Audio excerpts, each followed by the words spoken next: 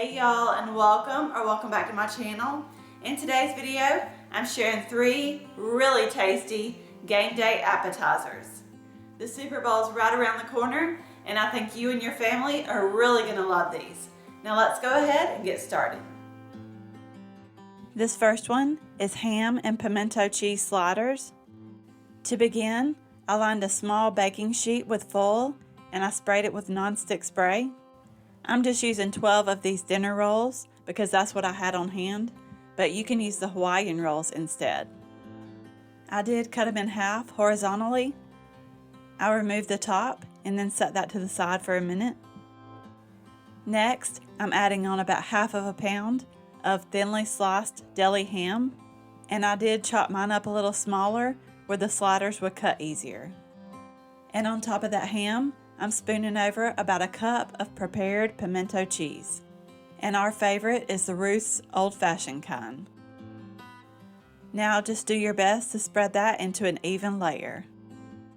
I find it easiest to use a fork for this, but just do whatever works for you.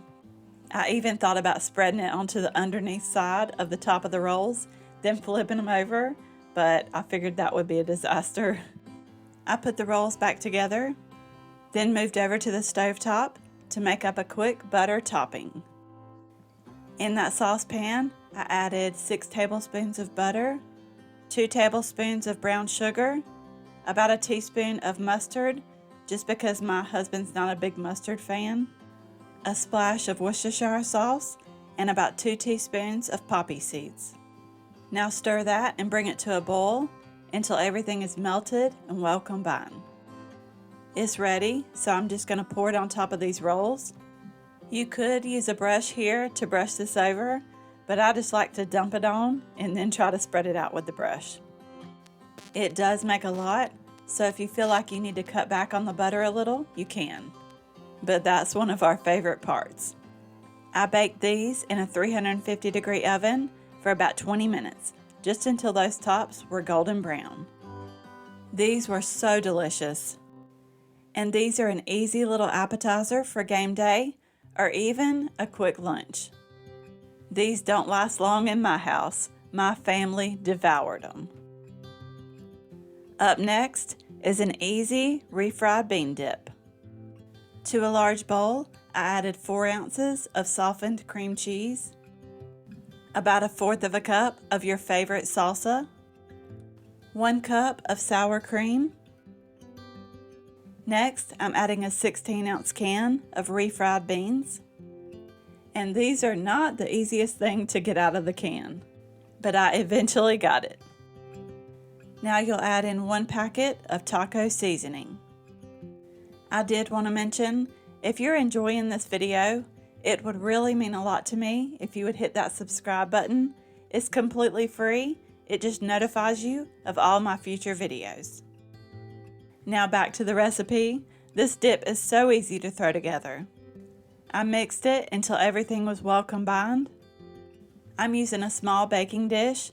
I think this one is a 7 by 11, but you could also use a square 8 by 8.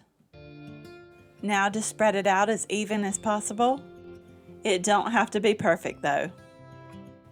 Now I'm topping it with about a cup of shredded cheddar and mozzarella cheese. The recipe called for Mexican blend cheese, but I didn't have that on hand, so I just made do with what I had. So just feel free to use any cheese you like here. Now this goes into the oven to bake at 350, uncovered, for about 25 minutes. I'll serve this with the Tostino's scoops, but it's also really good with the Fritos scoops. I think your family would love this. And this last one is crab phyllo cups. I turned my husband's favorite crab dip into a handheld appetizer. In a large bowl, I added 4 ounces of softened cream cheese, about 1/4 cup of mayonnaise. Our absolute favorite is the Duke's. I added about 2 tablespoons of sour cream, a splash of lemon juice, just about a teaspoon, a couple tablespoons of the green can Parmesan cheese, about 1/8 teaspoon of pepper, and 1/4 teaspoon of garlic powder. And for the crab meat, I'm using an 8-ounce package of the imitation crab. And I decided to stir that mixture up before I added in the crab meat. The crab was in big chunks, so I did chop that up into smaller pieces because this is going into tiny cups. And that was about 1/2 cup of shredded mozzarella cheese. I stirred that mixture up, then I placed it in the refrigerator to chill while I got the Phyllo cups ready.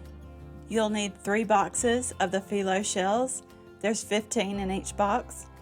I like to keep the little tray that these come in, especially if I'm taking them somewhere. It makes it easier to transport. And if you're worried about the shells becoming soggy, you could pre-bake them for a couple minutes before you add the filling. But I don't, and mine always turn out just fine. I added a heaping tablespoon of that crab mixture to each Phyllo shell. And I didn't have fresh chives, so I just sprinkled on some dry chives. Then I put these in the oven to bake at 350 for 20 to 25 minutes. These are the cutest, fanciest little appetizer. And my mom was over when I made these, and she had a fit over them. And that flaky Phyllo shell goes perfect with that crab filling. I really hope you enjoyed this video. You may also like these. Don't forget to subscribe down below for more easy recipes, and I will see you in the next one.